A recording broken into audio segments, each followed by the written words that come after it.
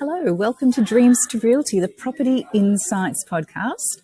My name's Sage, your host, and we are based all the way in Sydney, Australia. And we take a look at the property market in Australia from a perspective of mainly women and millennials.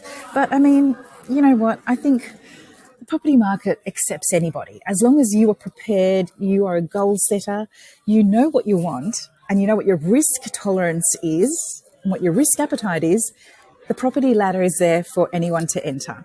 And our expert is Susan Farquhar. She's the managing director at an award-winning real estate investment company called Cala Property in Sydney. And she has an aim to help women, especially women who are in their 50s, gain insight into investment because it just wasn't something they were encouraged to get into. And there's a really sad fact. I was so surprised when I heard it that women over 50, close to 55, are one of the largest groups who are threatened by homelessness. Now, that is a huge worry because in Australia, I think we have superannuation. And I think in America, that's called the K41 or something like that. It's what your fund that looks after you into your retirement. And a lot of the women who do not have access to that because of government rules that did not allow them while they were bearing children or while they were working casually, weren't able to get this superannuation fund built up. And that's just causing a lot of grief for women who are over 50 and now wondering what's going to happen, especially as rent in Sydney has risen close to 30% in the last 12 months, according to CoreLogic data, one of our data aggregators. I bet. Okay, well, I guess we should get started. I don't know about you, Susan, but I have noticed a lot of traffic on the road in Sydney. Have you noticed it being a bit congested? I don't really drive or go very far, so no, not particularly. We're right. So close to everything. We just tend to walk, and everything's relatively local. So no, nothing we have to worry about too much. Yeah. Great. Well, I can see why properties that are based in those really well-equipped areas where you don't have to leave, your suburb, would be of interest to people because there's a lot of traffic on the roads in Sydney. And I've just come across some data. In the last month, there's been about 1.75 million arrivals in Sydney. And how that relates to the departures, 1.5 million departures. So that's 250,000 new people in Sydney this month. Wow. Well, that makes sense. So hopefully that's stimulating the economy in some way. Uber drivers possibly getting a lot of fares because of the World Cup and people, there's been a lot of tourists, I think. I've noticed hotel prices are up. That would have a lot to do with it. Yeah, for sure. Absolutely. Yeah. So we're in a bit of a high-risk environment to invest in. I mean, we've seen some improvements. Unemployment's definitely one of the metrics that has improved. We're seeing quite a low historically unemployment rate of about 3.75%. A little bit of wages growth for the minimum paid workers, and possibly a lot of speculation about maybe holding off on interest rate rises. A lot of people are saying, I think you've said it yourself, that there could only be one more interest rate rise towards the end of the year. It'd be great to hear your insights on that. But a lot of households have pulled back on spending because of the CPI being quite high, close to about 6%. This is data according to Forbes. So we're seeing a lot of headlines still, Susan, before we jump into the questions. Financially stable families are facing homelessness.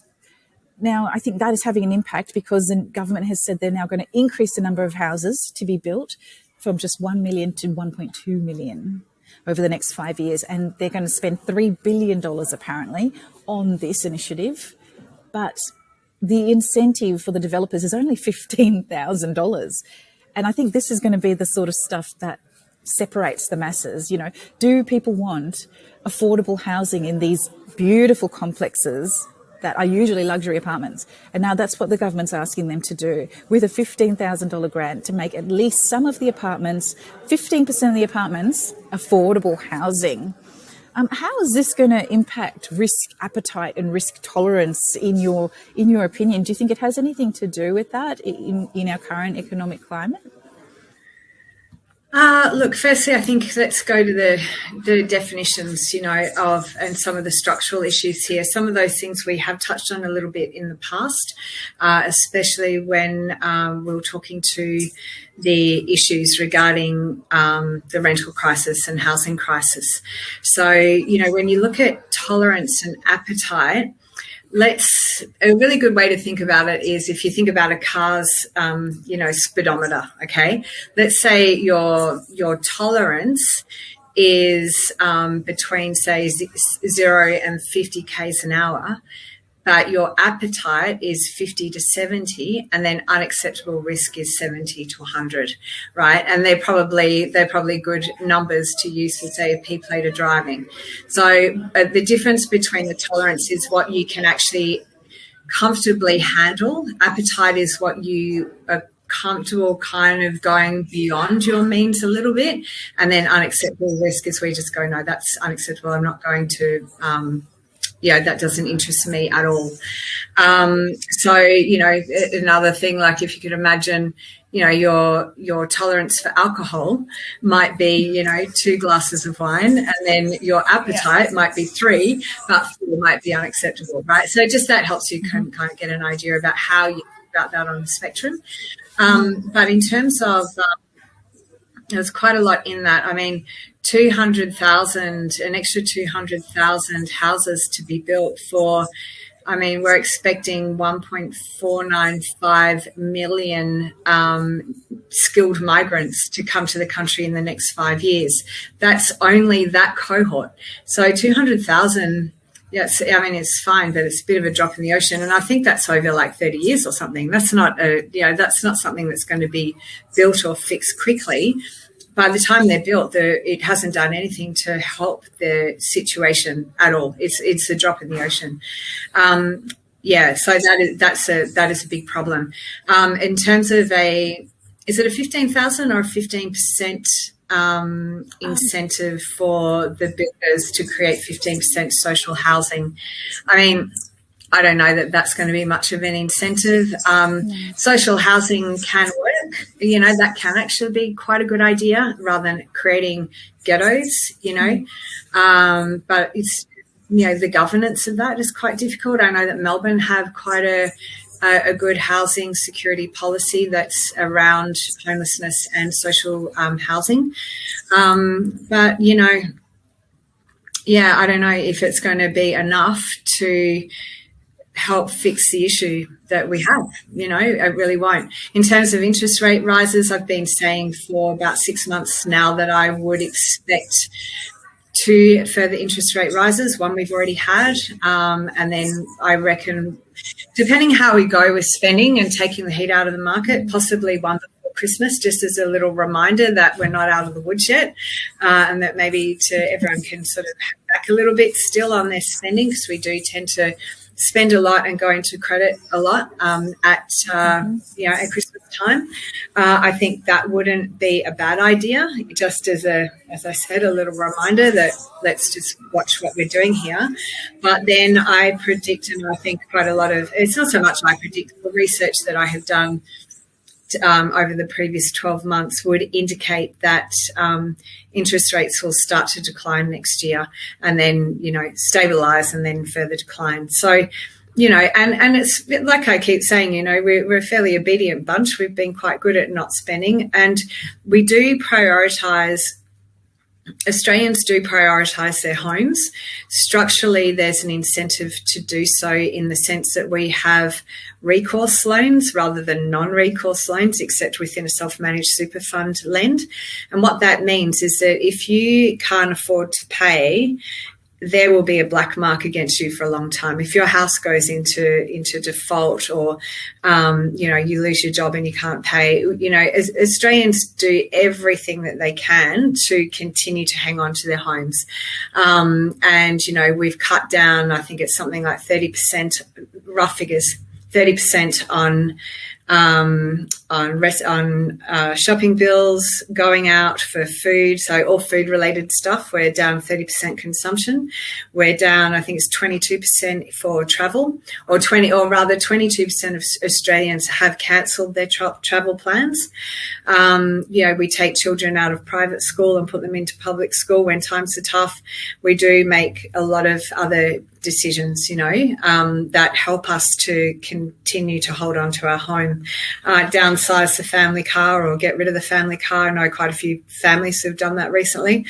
All of that sort of co-curricular activity for the kids tends to go out the window, and certainly for the parents. We tend to prioritise our children's enjoyment a lot of the time over our parents, especially over the parents, especially when it comes to their social development. So yeah, it's pretty interesting to see how, that overinflation has influenced the Australian behaviour, but the behaviour was levered through the interest rate, mechanism, interest rate rises.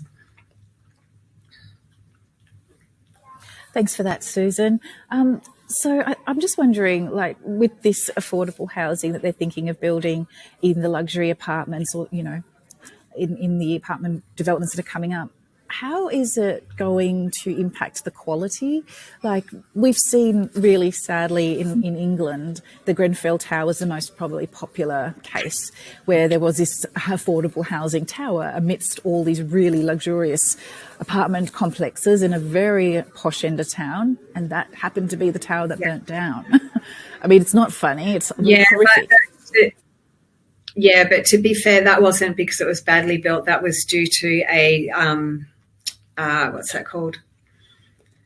It's the treatment on the outside of the buildings, which is, intended to beautify the building. And when we did an audit of the facades in Australia, many, many luxury buildings were identified as having faulty. I've just forgotten the word. Cladding. Thank you. Yeah. Yeah, cladding. Yeah. So faulty, flammable cladding, and it is a typical treatment for to beautify a building. It's not necessarily that it was considered lower cost or lower class or anything like that. So, and in fact, a lot of luxury apartments in Australia have had to have the cladding rectified. So that's not actually linked to the quality. But I guess if they're creating social housing within luxury apartments, well, they're not going to sell the luxury apartments unless it's built properly, right? Unless it's built well.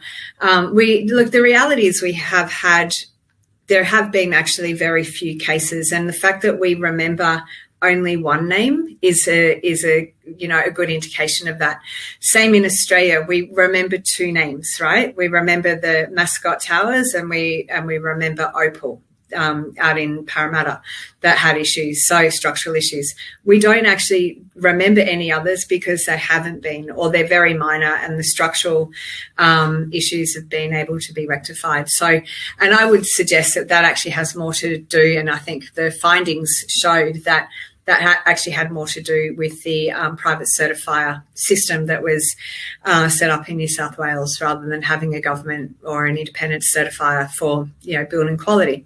That kind of makes sense, doesn't it? Let's not have let's keep it outside of potential relationships, and make sure that it's run correctly. So, yeah, I don't know. I can't really see that being the issue, whether developers actually feel incentivized enough to do it, whether they feel like it might undervalue the other properties, or potentially not. There's a lot of people that would be quite happy to, a lot of Australians, a lot of wealthy Australians and wealthy, people all over the world are incredibly community-minded and benevolent, and actually would welcome, that sort of integration. So who knows what the effect of that would be, but whether developers feel incentivized enough or not is another story, I think. $15,000 is not a lot off a property to justify that. I do think, though, that in some cases there is an ongoing tax break for developers when they are engaged in social housing, but honestly, I don't know a lot about it from a structural perspective. Thank you for your insight. So looking at the market cycles, we're clearly in a steady recovery phase. Would you say that's true? Yeah.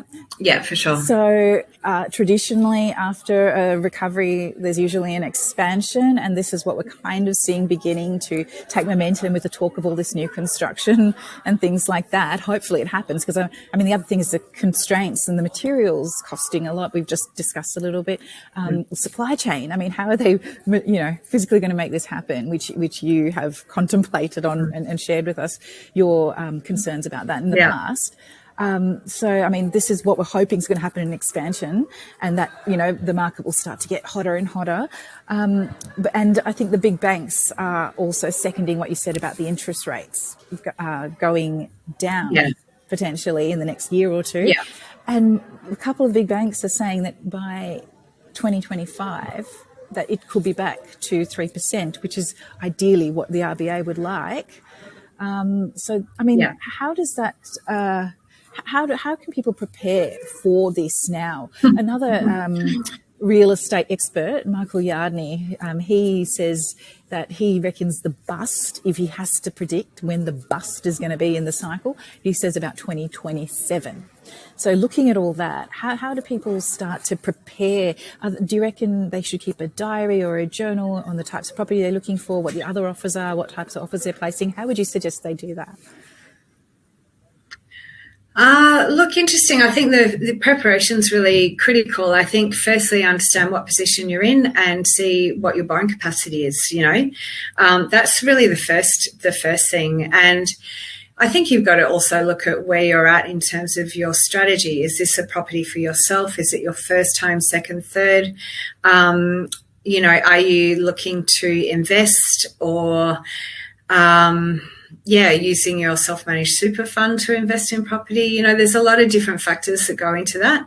I think the first thing is work out what it's for. Are you going, or you might even want to do a reno on your existing property and maybe go up a story, or, put in a granny flat or something like that, So I think, I think that's probably the first thing, is work out what it's for, and then work out what your borrowing capacity is. And I think at that point, just decide, and also if it's a property for your home, is it, are you going to have enough money to invest where you want to live?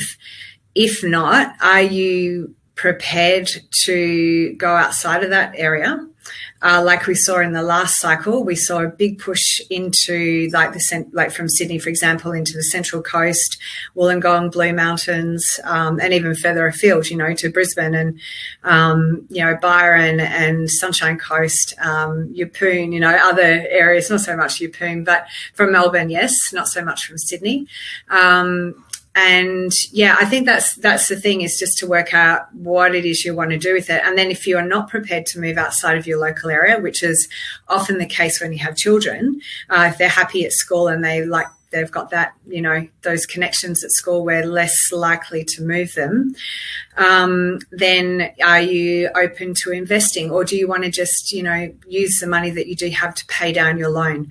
They're all questions that I can't answer for you, but in terms of preparation, they're the kinds of things to start asking yourself and start thinking about, if you find that you need $1.5 million to buy the property that you want and you can only borrow 1.3, okay, that's where we could maybe tie that back in with tolerance and appetite, and also just inability to borrow more money. Well, what are you prepared to do, for that? Are you prepared to move further afield, or do you want to use that money for an investment, for example? Or even, maybe move out from where you are, rent out the property, your existing, principal place of residence, and rent somewhere else for a year or so while you build up the income that comes from that property to boost your borrowing capacity. So there are all kinds of things that a good broker will be able to talk to you about. I'm not a mortgage broker. I've been qualified as one, but I no longer practice as a mortgage broker. So that does not constitute advice. It's just my opinion after, working in this industry for a long time. But, by all means, listeners are welcome to get in touch. We work with a number of really good brokers who I'd be really happy to recommend. No matter what we only, help investors, but no matter what your strategy is, it's still important to have a good broker on your side. So, yeah, more than happy to share those contact details with anyone who wants to get in touch. But yeah, they're the kinds of things that I would consider in terms of trying to predict the market that far out. Look, I don't think those dates actually match up, because if interest rates are going to be historically low by 2025, that's where we're going to see a really strong push. What we have seen for a long time now is that growth market to be very long, right? In Sydney and Melbourne, Brisbane, to go from that bottom of the market to the peak of the market is quite a long cycle now, because there is a lot going on. We've got the population to drive it. We've got the infrastructure spend to drive it. The new jobs are being created. People are, living longer. They're more educated. And then we're finding the decline to be actually quite a short cycle for those same reasons. So I can't imagine that we're only going to have a 2-year growth phase and then straight away we're hitting rock bottom. That doesn't make sense to me at all. But I'm sure Michael Yardney has his reasons for saying that, but I don't know what he's looking at. I don't know what metrics he's looking at to drive that opinion. Thanks, Susan. Yeah, it's just interesting, isn't it? It's conjecture. I mean, we don't have the crystal ball, as you've said in the past. So yeah, people are just using their knowledge of the market and putting stuff out there. But thank you for your insight. Now, it's interesting what you said about moving out to, other regions to try cheaper markets, I suppose, if you can't afford your ideal place. Canberra and Hobart have come into the spotlight because their vacancy rate has significantly improved. It's closer to 2.5%, which is pre-COVID type numbers. And I think they both, or mainly Hobart, have experienced a little bit of a hot market up until now. That's interesting. And Melbourne could be seeing a resurgence because there's talks of a Disneyland being built in Melbourne. So maybe everyone with kids wants to go live there. I don't know. So all these things do. Would you go to Melbourne's Disneyland if there was one? Maybe. Yeah, maybe. Depends how big the slides are. I like slides. I don't mind roller coasters, but I like the new ones. The difference between going on a brand new roller coaster compared to a really old one is there's about a $400 difference once you take into account the chiropractor visits, in the aftermath. Yes. No, I quite like those rides, but yeah, I mean, there's a huge amount of opportunity in Melbourne. I mean, it's going to have a resurgence regardless, that's already happening. And, it's planned. It's been very well planned, I think, over the last few years. It's had a good amount of land release, the Northern Growth Corridor, Southeastern Growth Corridor, Western Growth Corridor, the Westgate Bridge Tunnel, some really good pieces of infrastructure that are, they're fantastic. We're kind of seeing this, Australia is really in an infrastructure era. I think we're going to look back at this period in history in 50 years' time and go, wow, look at what we built in that time. Sydney's doing the same. If you look at our metro and tunnels and all of that sort of stuff, it's pretty amazing. And it just brings, modes of employment closer, ease of, getting around is just so much easier. But I think it's if you go back and look at any, say, 20-year historic cycle of, it's very easy to get this data to just Google, price growth in Melbourne for the past 20 years, or pick a, if you just do one city, all of them will come up. You'll get comparisons. You can actually see the length of time by years, the growth years, and then very short declines of growth. Not in every market. In Darwin and Perth, you have very, very short upswings and very, very long declines. But in very strong dynamic markets with diversified incomes and, you know, good sized populations that aren't remote and aren't driven largely by mining, and aren't seasonal, you know, then we're having, you know, long years and years and years of growth before we have quite a short correction, and then we jump back in. So, yeah, people want to live here. People are coming here. People are staying here. People need to find houses, and there aren't enough of them. You know, currently the Australian vacancy rate Australia-wide is at 1.2%. Now, supply meets demand at 3%. And for every 2% of vacancy, you can expect your property to be untenanted for 1 week. So from an investor's perspective, if you're investing in an area that has a 1.2% vacancy rate, you can expect that your property will be untenanted for 1 week a year, right? But as a general, you know, talking about it in general in terms of, you know, how we're going in Australia and where we're in supply and demand, we are well undersupplied, massively undersupplied. So the demand is huge in most places. Yeah, I think I was reading a press release from the New South Wales government. That's the state we live in. Sydney is the capital city in New South Wales. And the Premier, Chris Minns, and his office are saying that they're trying to remove the red tape. And at the moment, Sydney has a shortfall of 124,000 dwellings per person or per family. I'm not sure exactly how they work that out, but that's a lot of people sharing houses. A year, you mean? Yeah. Yes. So, yeah, I think it's a year. Yeah, 124,000 shortfall in dwellings a year. Yeah, and you know, we've sucked up the oversupply of apartments, and you know, that were centred around, you know, specific areas. Like most of that's been taken up now. There's just not a lot of vacancy anyway. And when they look at the number of homelessness, which is a real issue, 120,000 people Mission Australia estimates in the whole of Australia. And that would, if everyone got together and, you know, stayed in one place, that would be Australia's 18th largest city. So there's 18 other jurisdictions that have more. That's a lot of people, isn't it? That's sad. Yeah. Yeah, that's a big problem. Yeah. Yes. And I think too, like, there's sometimes it's easy to not be very sympathetic towards it, because homelessness, the definition of homeless means that you don't have a permanent dwelling, right? And the majority of people who are homeless are couch surfing, or they're not necessarily rough living, you know, they're not necessarily on the streets. So you don't see, you know, cities of people in the underground, or, you know, if you look at places like, you know, I've lived in Tokyo before, and people don't have any spare room in their homes. Like, we have big homes. Like, you know, I often think, you know, we could just open up our garage and have 20 people sleep in there. You know, I'd rather that than they're sleeping on the streets, you know, and then line them all up and they can all come and have a shower and wash their clothes, and, you know, and, but they're not so visible because they tend to have friends or family where they can bunk in with.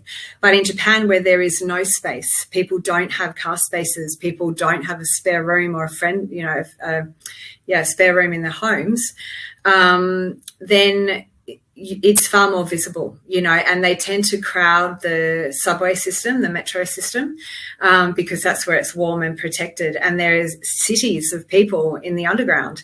And, you know, that makes it a lot more visible and, you know, something that people then start to think about a lot more. But in Australia, it tends to be small amounts of people that are not particularly visible. You know, we think about, say, when you park in Sydney, there are quite a lot of people sleeping, you know, in sleeping bags in when you park at night, but still there's not that many. You know, it's not hundreds, it's tens.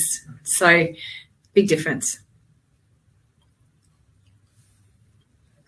Yeah, it is a real issue, and I think they're starting to suggest to the boomers who have their houses bought outright and who have big houses with spare rooms, if they would let that room out, and maybe even thinking about legislating that if you have a spare room, you've got to open it up for rent, which is what you suggested. Yeah. And people who are sort of, midlife, by the time they're 85, there's going to be triple the amount of people who are 85 as well.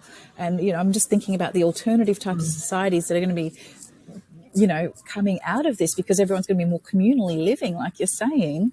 And it's going to be interesting what we're going to see in our lifetimes, I suppose. I just hope it's not catastrophic like some of the movies have made it out to be, reclaiming lots of land and people living in boats. Living in pods. Living in pods. And, I mean, I think that, it's quite interesting to see how the McMansion has changed. I mean, we don't see these, quarter acre blocks with, the 1, 3 or 4 bedroom house, or even like the massive, like 2 acre blocks with the 5 bedroom house with the, 3 living rooms and the media room and the pool room and all the rest of it. Like, those houses aren't really being built so much, whereas that used to be a bit more of a norm kind of in the 80s, and earlier than that too. Now, like, often when I'm doing presentations with new house and land packages in it, some of the properties are getting chopped down to like 300 square meters of land or even less. And it's just because we have to be conservative of our land, and we do have to cram more houses in. But they're also being built in like master planned environments where there are parks and tennis courts and basketball courts, so that there is more shared amenity, so that you don't have to. I mean, you fly over Sydney, and parts of Sydney, every house has a swimming pool. And I'm like, why does every single home on that street have a swimming pool? It's such a wasted resource, when you probably only swim like during kids' holidays when they're up until they're 15. You know what I mean? Like, it's just one of those things where it's like, well, maybe we could be imagining these things better. And I think that's well outside of my remit in terms of town planning. But it would be interesting to get a town planner to talk about that and see how cities are changing, and how the master plan cities are changing. But I think that has been a big part of it. And I think too, for governments to concentrate their resources in certain areas, rather than, growing up, we had every suburb had a shopping centre and a play area and a school and whatever. Now it's actually more concentrated. The houses are concentrated around more spread out infrastructure, so that there is a greater usage for it. And I mean, that just makes sense. That's really interesting marketing that you mentioned about the block sizes getting smaller. I think the Housing Institute of Association, HIA, released something recently about how the sizes of the blocks are getting smaller, so they can, charge less, I suppose. Like Coca-Cola and things like that, you can buy the smaller version. Yeah, well, a lot of people.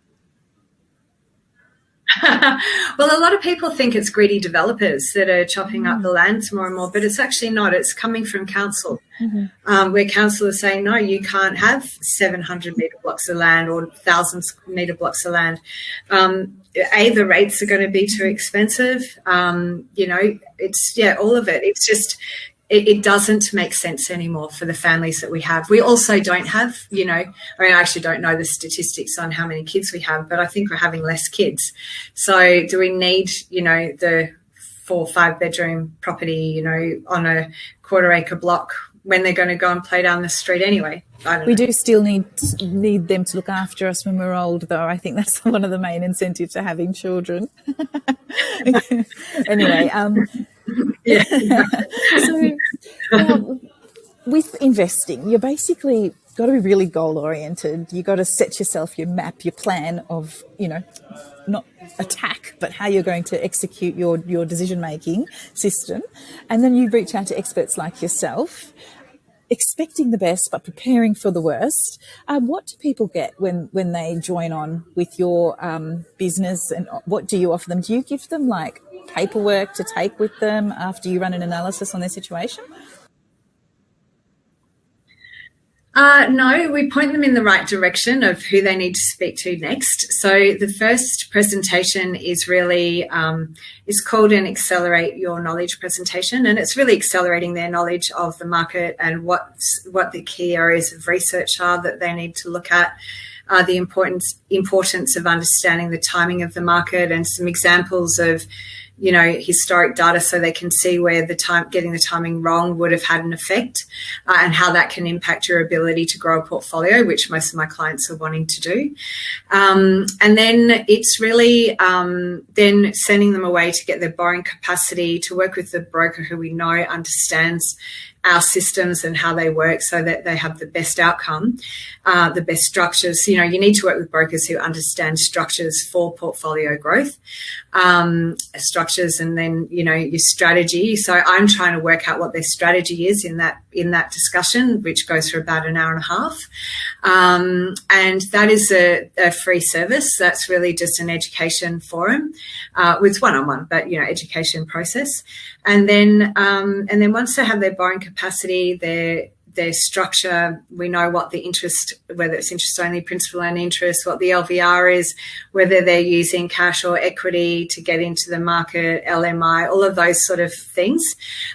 We use that information to then recommend properties based on that budget, right? So that will match their strategic goals and within that structure, whether it's inside or outside of super as well.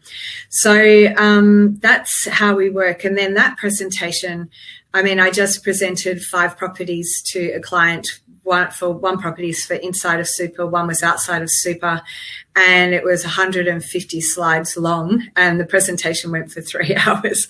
So it takes us about 4 days to put those presentations together because the research that we do is so extensive. So the macro research is about getting the timing of the market right, and that's where we're analysing the economy, the employment, population and demographics, infrastructure, and the money supply for an area, and how, what effect that's going to have on the timing of the market. And then once we've got the macro area, so that's the capital city or region set for strong capital growth, then we drill down further into the micro. So who's going to want to live there? Ideally it's your investor who's paying for your property, right? So your tenant is paying for your property investment. So we need to make sure that the cash flow will support the growth. You need to be looking for growth. Growth is where you're going to make the most amount of money out of property. However, if you can't afford to hang on to the property, then you will probably have to sell it before it's realised its growth. So that's the situation that we're trying to avoid. So we look at the cash flows both before and after tax for each property.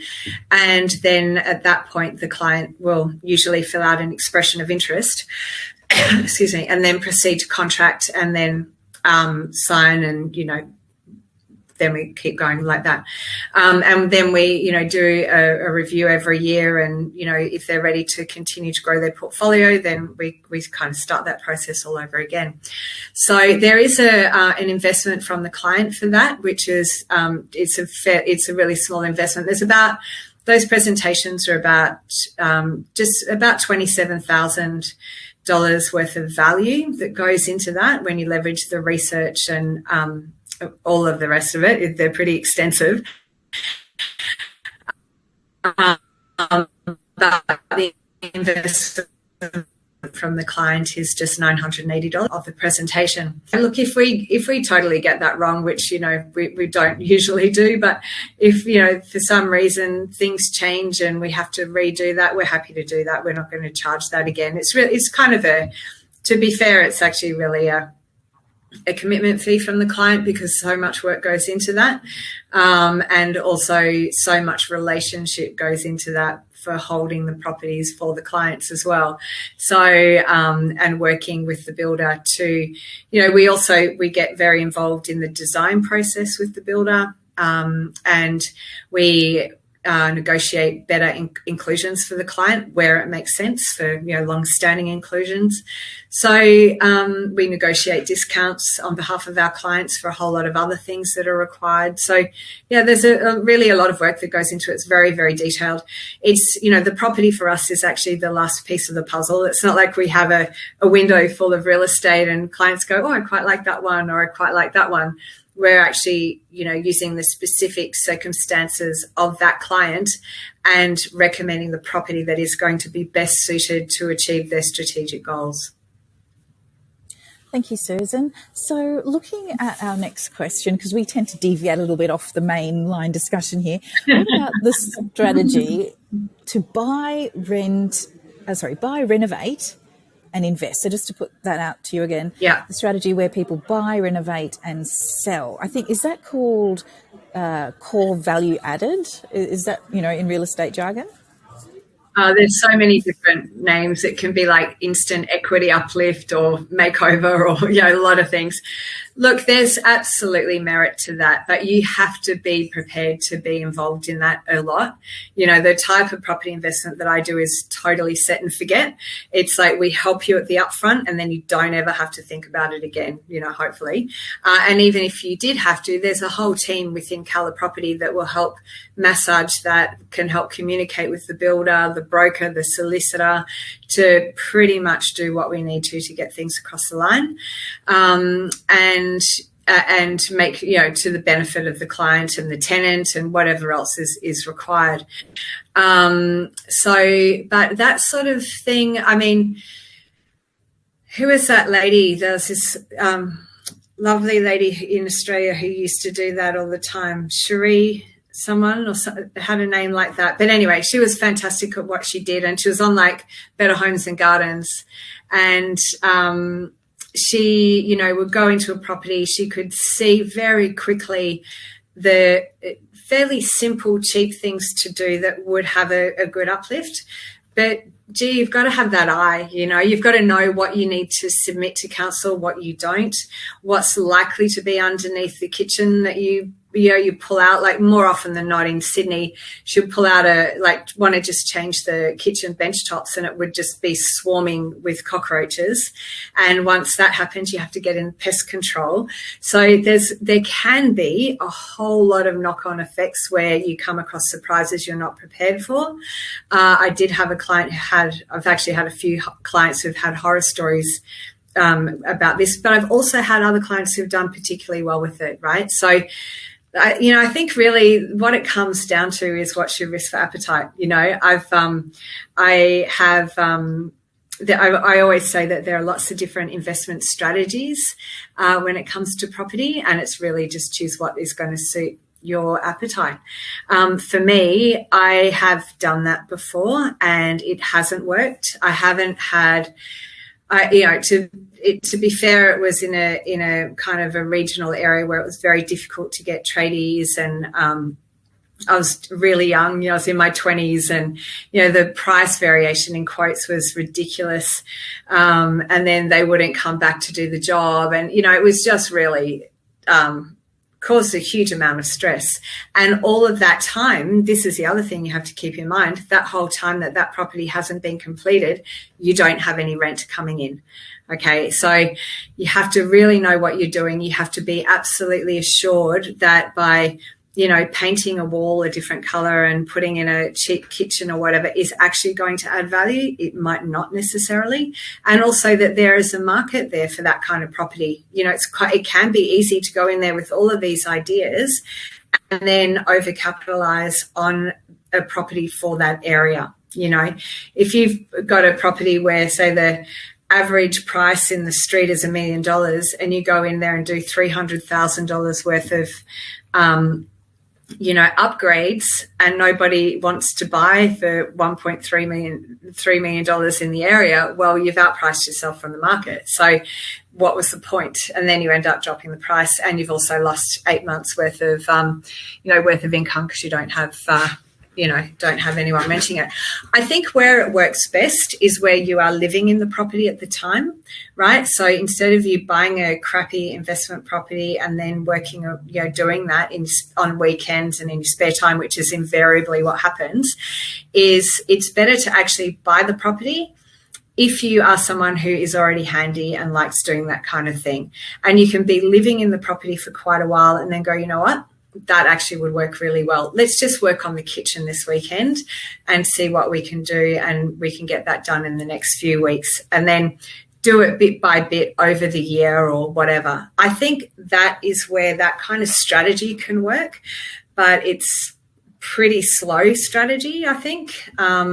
Although, you do if you're doing that and flicking them over and over and over, you can do exceptionally well. I mean, there's so many of those shows on TV now, right? Like House Flippers and whatever from all over America and all over the world. So I think you can do really well. But I really do think you need to know what you're doing, and you need to have a network, I think, too, as subcontractors who you work with all the time and move with you, rather than starting from scratch every time.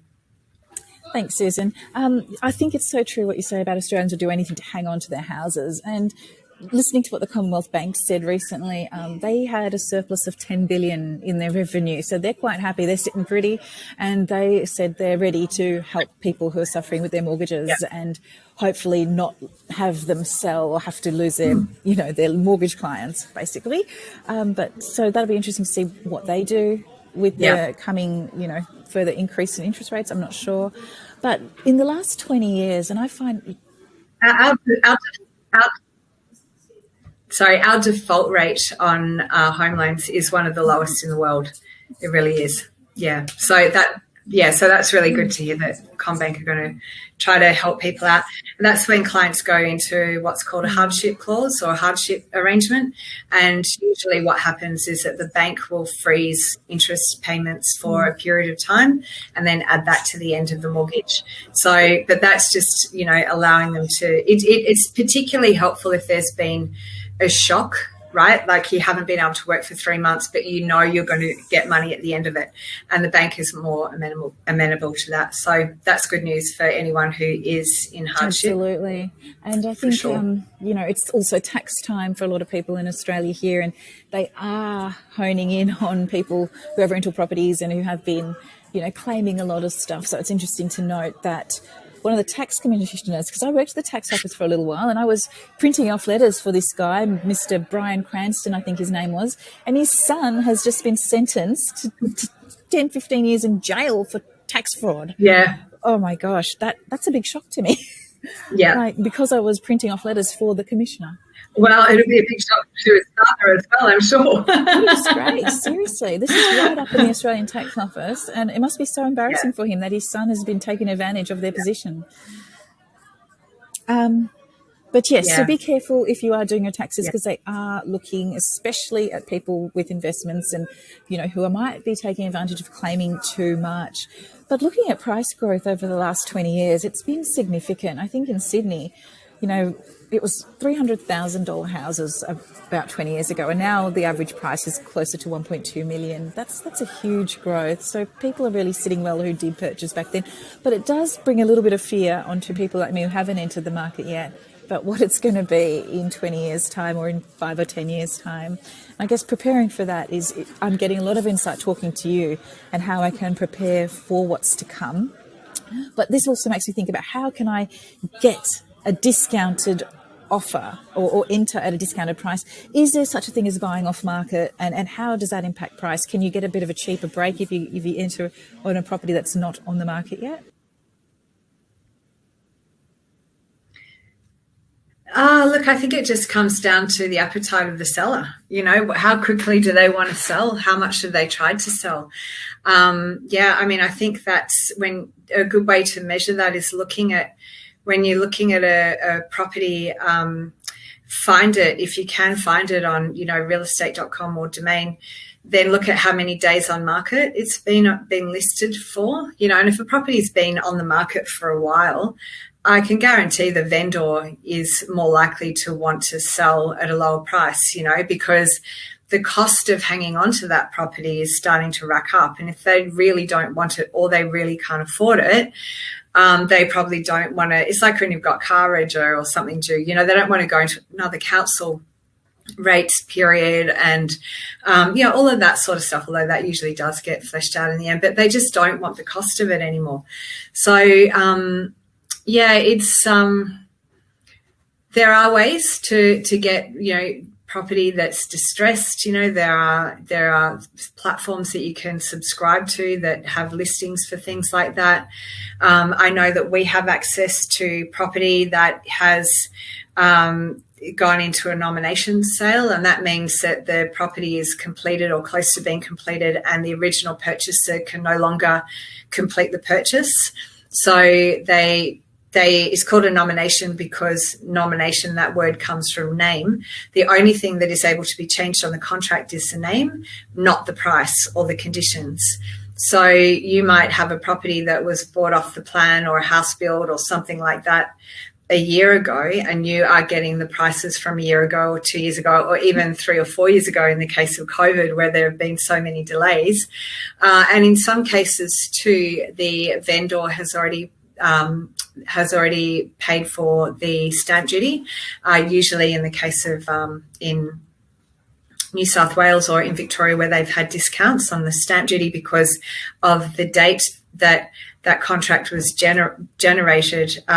Victoria had stamp duty concessions, which Victoria often does through the mechanism of stamp duty. So there are ways of getting a good deal on property. In fact, one of the people who used to work for me, he ended up completing the build of a client. The client was incredibly grateful to be able to get out of the contract. He didn't win anything and he only lost really the opportunity. He didn't lose anything else in terms of money other than a little bit of money towards legals for the initial contract review. And my employee took over the contract, but there was an instant $150,000 uplift in equity. So that was a phenomenal way to grow wealth really quickly. So by the time my employee completes the build on that project, they will be able to leverage equity that that was just been sitting there. So I've actually had a couple of properties like that, not clients, but we get access to those properties a little bit. So that's a really cool way to get started on your, property investment journey, if that's the type of property you're looking at investing in.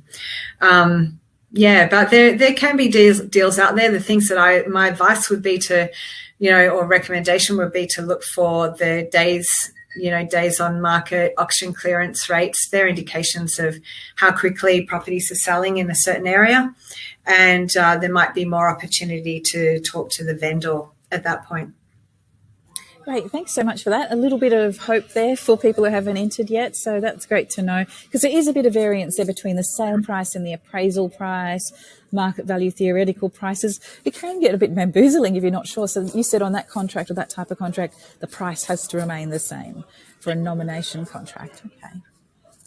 Correct. Really interesting. Yeah. Yeah. But what you're talking about, the difference between the retail value and the bank valuation. So you're looking at the difference between a real estate appraisal, which is knowing what people are buying in the area on instinct and emotion, right? And how many days on market, auction clearance rates, how well this property sits within that market, compared to what a bank will value it at. And the bank valuation is about mitigating risk for the bank. It's not about maximizing the price for the vendor. Okay, that's the difference. That the bank doesn't want to have a defaulted property on their balance sheet. So they need to know that if they had to sell that property in a distressed situation, that it would sell very, very quickly, just at the price that was enough to meet the debt to the bank. The bank has no interest in making any money out of that sale. They just actually want to get rid of the property off the balance sheet. So that's the difference between a market appraisal and a bank valuation. Great, thanks for that. So I think we've noticed this year a huge growth in the Sydney luxury waterfront apartments. Vaucluse, North Bondi, things like that have jumped up about 30%, which is great for them. So that's interesting to note that a lot of people are looking at the apartments around there as well, you know, that are probably going for close to $1 million for an apartment, maybe more. And there's about a close to 10% rise in new listings in Sydney at, year on year. So everyone's looking to buy around there at the moment. This is from data based on PropTrack. Does this mean we are in a bit of a hyper supply phase? Do you think that's where we're headed to now? Is the market going to get hotter and hotter? Hyper supply means we have too many properties for the amount of demand. Okay, and that's definitely not the case. You know, when you've got a vacancy rate of 1.2% Australia-wide, that's definitely not the case. I think those areas that you've recommended, what's key is actually waterfront, nothing else.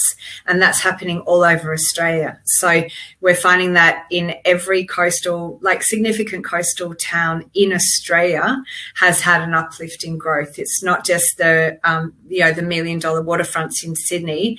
It's the, $700,000 properties in Hervey Bay, the, $900,000 properties in Yeppoon, the, $2 million properties on the Sunshine Coast, Gold Coast, even going down to Mornington Peninsula in Victoria.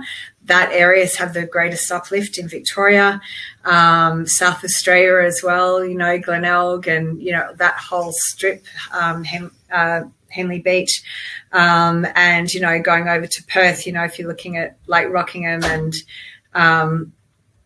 Fremantle, right? Pretty much everywhere in Australia that you can think of that has beach and has waterfront or even has riverfront has gone up has increased in value.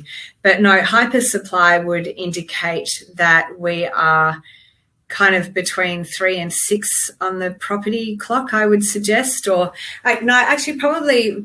it's actually more after a bust where we're going into a correction phase. So probably around 2 and 3 on the property clock.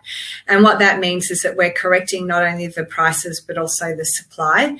And typically it's the supply of apartments where in that growth market, as the market starts to heat up, a stack of apartments get built in some cycles, not all, but in some cycles. And then they don't sell as quickly or they take longer to build. And then the market turns and there's still this supply of property or that's available. That is not the case at all in Australia anywhere, very few places, right? I'm not seeing a hyper supply would indicate, say, 8% vacancy rate. And there's nothing, I have not seen that figure come up anywhere other than, it probably would in areas that I'm not looking, that don't have strong economic drivers and so forth, but it would Rockingham, be relatively rare. In Western Australia, in Perth, and I have some of my best memories from Rockingham because that beach is just filled with starfish. And when you're a kid, you can go and collect all the starfish. And it's actually really cruel because we collect them and take them out of the water. But it's just, the memories it's made. It's just so much fun. Yeah. And they also have a sandbank, so you can walk out from the beach to an island because of a sandbank. So that's quite that's a lot of fun. Oh, cool. But yes, we definitely value our beachside, water, rivers, anything like that, because Australians are very outward bound. They love being outdoors, barbecuing. Throw a shrimp in the barbie, mate. That's, an Australian idiom. We love being outdoors and eating outdoors. So I can see why that, because public sentiment has a huge impact on valuations and the stock market and I guess the real estate market as well. So do you think the investors are positive at the moment, Susan? What's your insight on that? Oh, yeah. I mean, to be honest, it's the service that we provide is, I'm not going to jinx it by saying recession proof, but it's very resilient, right? Because we're able to help most people into the market that, have a a fairly basic amount of borrowing capacity to people that have millions of dollars worth of borrowing capacity, where we build portfolios for clients very quickly. So for me, I haven't noticed too much of a drop off of inquiry or investors or all of that kind of thing. But I think just in general, because, obviously I'm asked this question a lot and I'm, I've got my finger on the pulse. I think that there, as long as, investors or Australians aren't too worried about their homes, then they are thinking about investment for sure. Because I think, a lot of people are aware that the second there's a tiny little, reprieve, that very first interest rate hold we had earlier on in the year, I think it was in March, after having, 11 or 12 consecutive rises, every single property market in Australia had an uptick. So, and then the Reserve Bank put on the brakes again and said, hey, just wait, that's not what we need, But I think, we're starting to see that happen a little bit more steady now because, Australians love property. There's not enough of it. And everybody is hearing the story about, about migrants, skilled migrants coming to the country and the housing crisis. These are key topics in our news cycle and have been for a year. So I think anyone who, has any kind of borrowing capacity is certainly considering investment at this point. Are you still getting interest? From your overseas clients? Are they still coming in from Europe? I think you said you had most interest. No, Australia did, but I have never had much interest from overseas clients. It's not really a market that I look for. I have a couple of clients in Hong Kong and Dubai, but not very many. So, I can count them on one hand, right? So it's not a big market for me.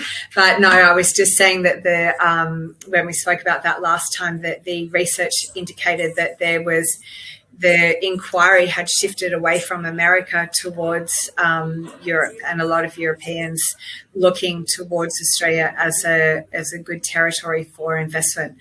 Which is interesting, given that the stamp duty costs are 3 times what they are for an investor in Australia. Very expensive stamp duty to get into the market. But no, I actually have very little inquiry from overseas. I welcome it though. Yes. I'm more than happy to have any clients. Absolutely. And we know what we're doing with yes. Susan Farquhar at Calla Property. That's Calla Property, CALLA property.com.au. And Susan and team will be willing to talk to you. But I think that's all we have time for, because Susan's got a big holiday to go for, a honeymoon. That's great. Yeah. Well, thank you so much for fitting us in your busy week as you tie up the loose ends before you head off. And I hope this won't be the last time we meet, because your insights are so valuable, and just your focus and dedication to your clients really comes through in these chats. So really do appreciate your insights, and hope you have a lovely holiday. Thank you, Sage. I think it's going to be quite interesting to see how, it'll be a real eye-opener, I think, to see what the markets look like after having that 2 months off. Just, I think a lot of things will be in stark contrast, rather than doing that day-to-day, be like, oh my goodness, this is happening now and this is happening now. So I think it'd actually be a really good time to pick it back up when I get back in November. So, I would love that. It's been really, really great having this series. Nothing like fresh eyes and a fresh mind. So I hope you have a lovely time away. And to everyone who joined us, thank you so much. We really appreciate your energy, just being there, interacting with the show. Thanks, and hopefully see you soon on Dreams to Realty, the Property Investment Insights podcast. Bye for now.